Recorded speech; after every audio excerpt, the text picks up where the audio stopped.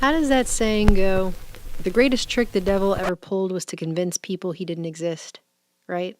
I think the same thing has been done with mind control as a concept. There's been an expansive campaign to try and make everyone think that all that stuff is impossible, it's not real, it's science fiction, it's fantasy, hypnosis doesn't really work, neurolinguistic programming has supposedly been scientifically debunked. Subliminals don't really work either, even though they've spent decades upon decades refining and using that technology. Ladies and gentlemen, this commercial is going to use subliminal advertising.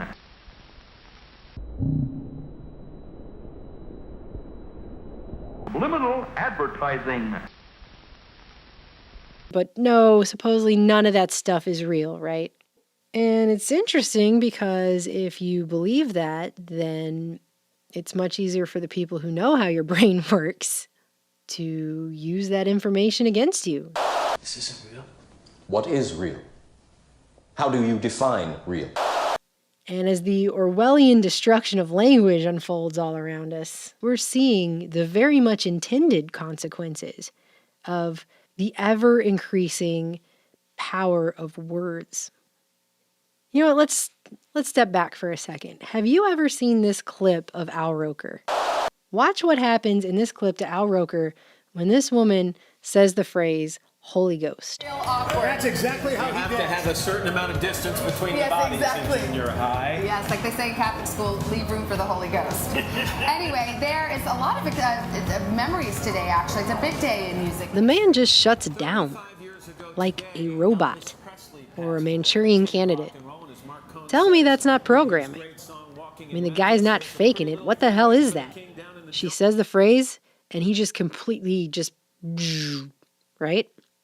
It seems to me that same technology, which was figured out, by the way, decades ago under unethical Cold War mind control research programs, expansive ones, of which the CIA's MK Ultra was actually only a small fragment globally, but that's another story for another time, is being turned upon the masses.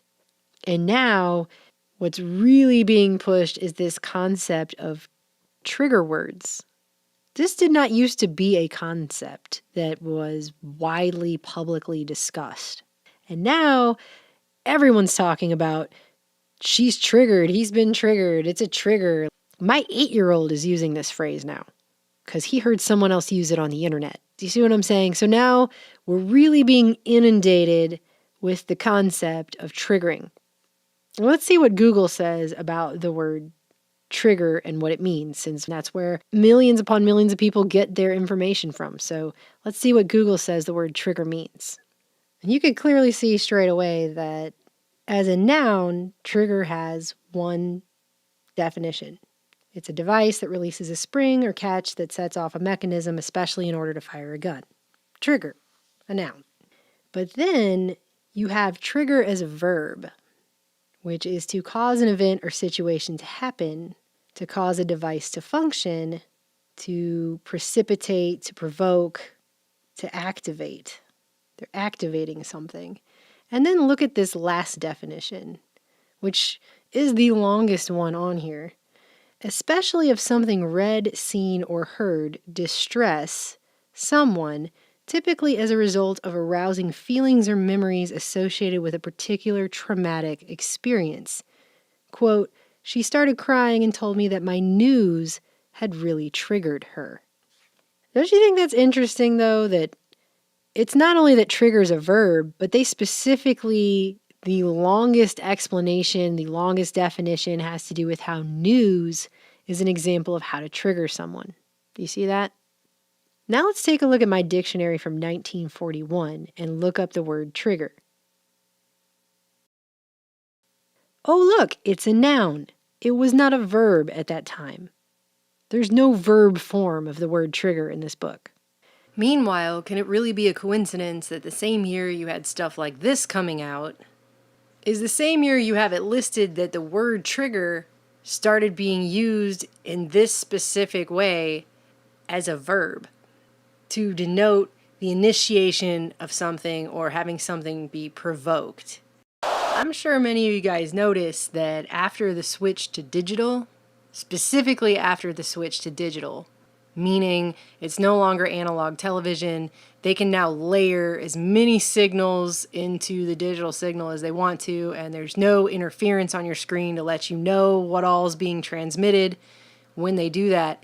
Just moments away from changing our whole world from analog to digital here, and it's so exciting. Suddenly you had every major news outlet using these fast spinning globes and circular graphics that are moving very fast, spinning, and a lot of times they count down the viewing audience into the broadcast. It's almost as if they're counting people down into a hypnotic trance with the combination of the flicker rate and these very intricate spinning circular and spherical graphics.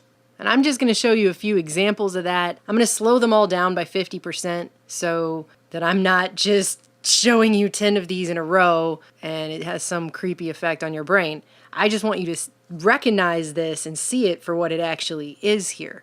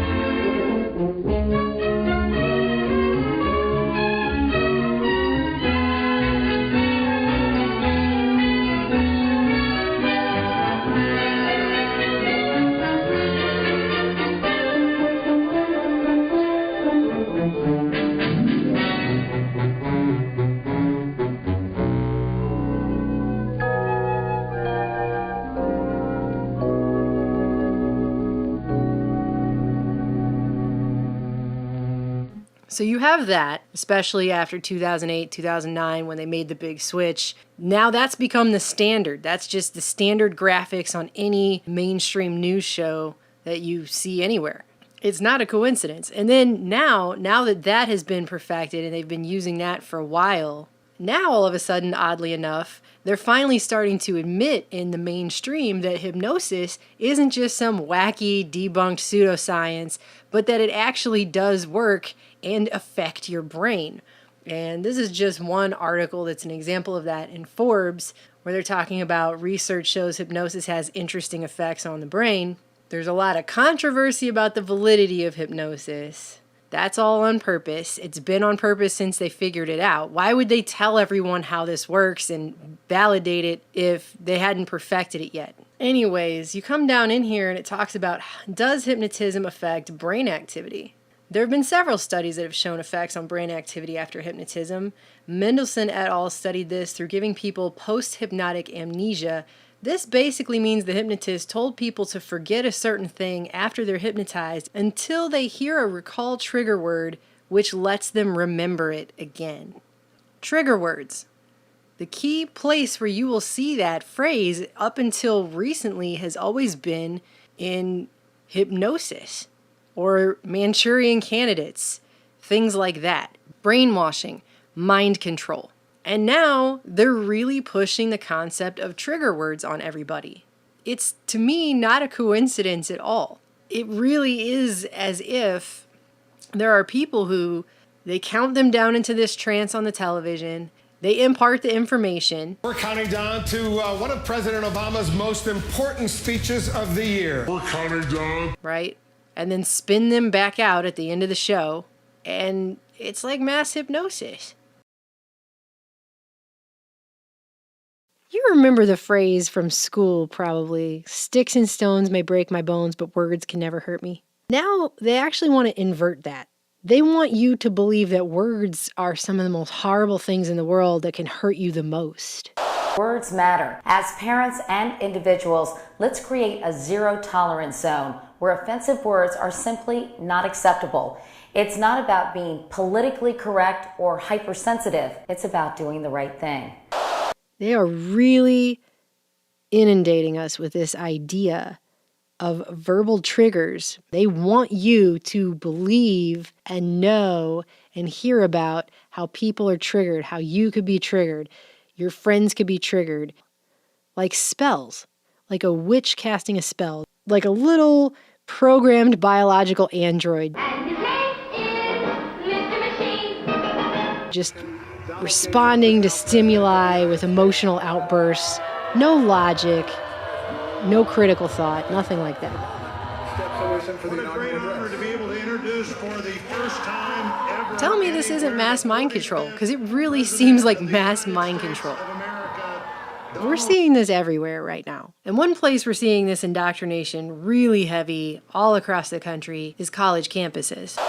Trigger warnings really facilitate the best education, and they're something that is a necessity on college campuses for a lot of students. It's not just with the SJW millennials who seem keen to attack their own free speech because someone else's free speech might hurt their feelings. So they're just going to attack free speech, which is actually attacking their own free speech. Who gets to decide what's offensive?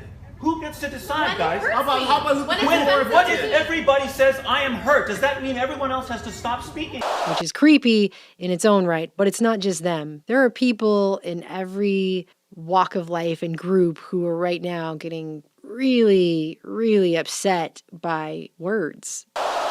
There's a very thick line between being politically incorrect and being racist, and words matter. You're talking about psychological control of people's minds. It's like the Matrix when Morpheus says they want to take a human being and turn it into this. But actually what it's doing is it's turning people into Al Roker. Because they're taking someone's reality and like programming a bull to react as if he's seen red when it's not really there. That's the amount of psychological control words now have over large portions of people. If you're talking about what you can feel, what you can smell, what you can taste and see, then real is simply electrical signals interpreted by your brain. If people are now being engineered to instantly react to certain words, concepts, phrases, things they disagree with, from a place of a hair trigger emotional response to a stimulus that seems to just completely override and bypass all ability for critical thought, and then beyond that to not only question the construct, but question what's going on 2 inches in front of their own face, then how is that not mind control?